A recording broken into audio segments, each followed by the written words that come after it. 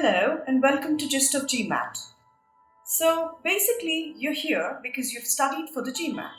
You probably went for a coaching institution, be it online or classroom, and you ended up somewhere between 620 to 680 marks. You probably want to reach the 700 plus mark or maybe 750 plus mark. Then you're at the correct place. So before we start, let us analyze about the nature of GMAT and what exactly it tests. Does it test your math skills, English grammar expertise, or something else? No, not exactly. It doesn't test any of these. It can be easily proved. For example, you make a mathematician sit for the GMAT test.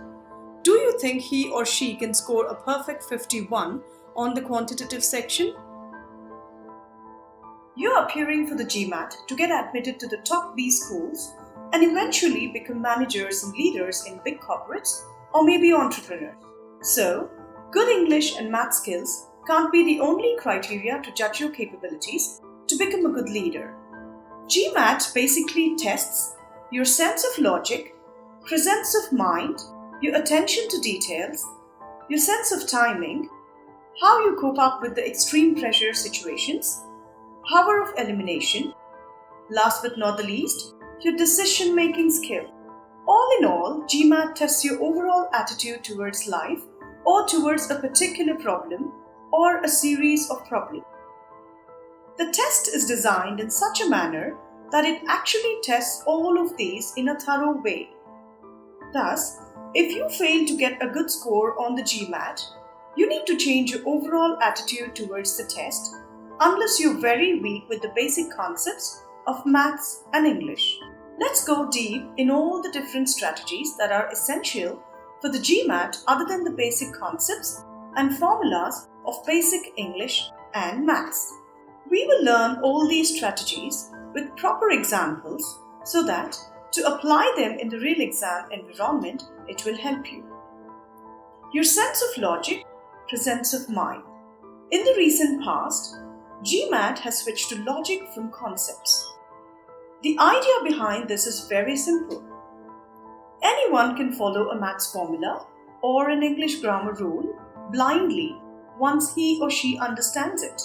But can you spot some difference when the rule doesn't apply or the rule just appears to apply? Many a times, GMAT takes you to the edge of rules and tests you whether you can work properly on the grey area or not. Let us take an example. Let's understand in the context of SC questions.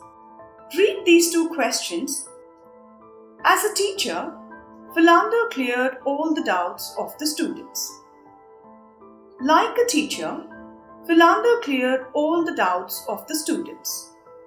Let's try to understand the meaning of these two sentences. It is quite clear from both the sentences that Philander cleared all the doubts of the students. But there is a slight difference in the meaning. As per the first sentence, Philander is a teacher by a profession. As per the second sentence, Philander is not a teacher, but the act of clearing the doubts was similar to a teacher. Thus, it's very important to understand the meaning or switch on your logical brain rather than just your grammatical knowledge for SC question. Let's take on more. Mockle loves to read books like Taylor. What is the meaning of this sentence? Is there anything wrong in this sentence? Let's discuss this. One thing is very much clear. Mockle loves to read books. But we should be very careful after locating the word like. And we should also be careful with the word after like. As per the sentence, the meaning is something like this. Mockle loves to read books which is similar to Taylor. As per the sentence, Taylor is a book. Thus, if Taylor is a book, the sentence is correct. But if Taylor is a person, the sentence is not conveying the correct meaning. In that case, the meaning has to be something like this. Like Taylor, Mockle loves to read books. Thus, we have to keep our logical brain open all the time. one comma can change the meaning drastically. We have just shown you possible errors that lying can cause. There are plenty of more ways. GMAT tricks us to assume things and manipulate us to mark the wrong answer choice. Your attention to details. This is one aspect that GMAT plays so smartly that sometimes even good students fall for it. Remember, you might have done your preparation perfectly.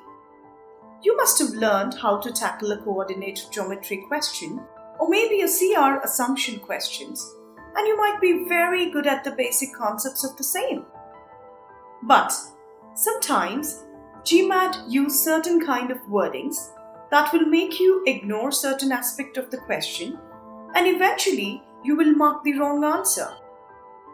And to add to it, you will feel a false sense of security. Let's take an example. Let's solve the next question. Please pause the video for 2 minutes and play when you're ready. What do you think? The argument is logical, or is there any flaws in the above argument?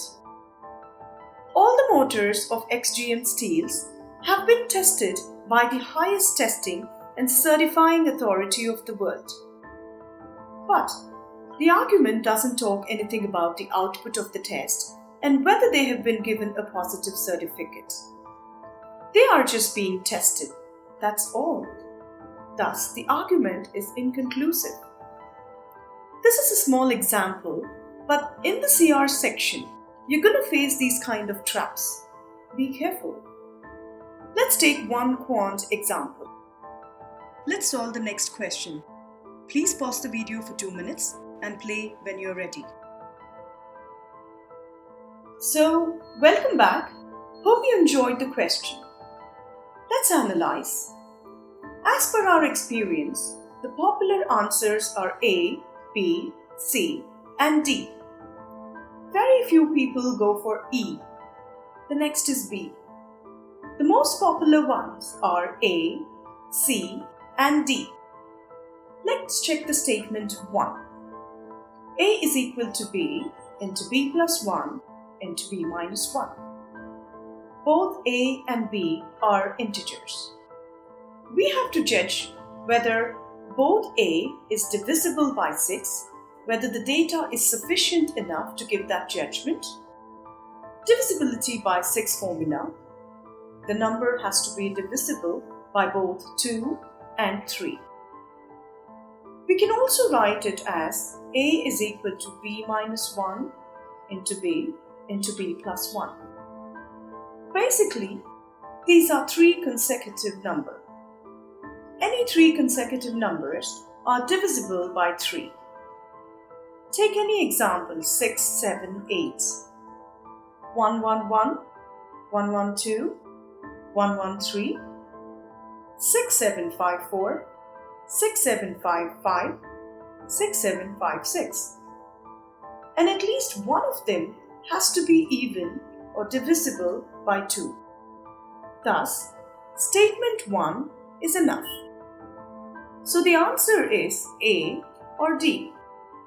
B, C, E are eliminated. Now let's come to the statement 2. B minus 1 is a multiple of 3. That means A is divisible by 3, and since B plus 1 are consecutive numbers, one of them will be even, and hence A is divisible by 2 as well. So, the statement 2 is also sufficient. Thus, the correct answer is D. What do you say, guys? Any doubts? Anything wrong with the explanation? Yes, something is wrong. Let's go back to statement 2 once again.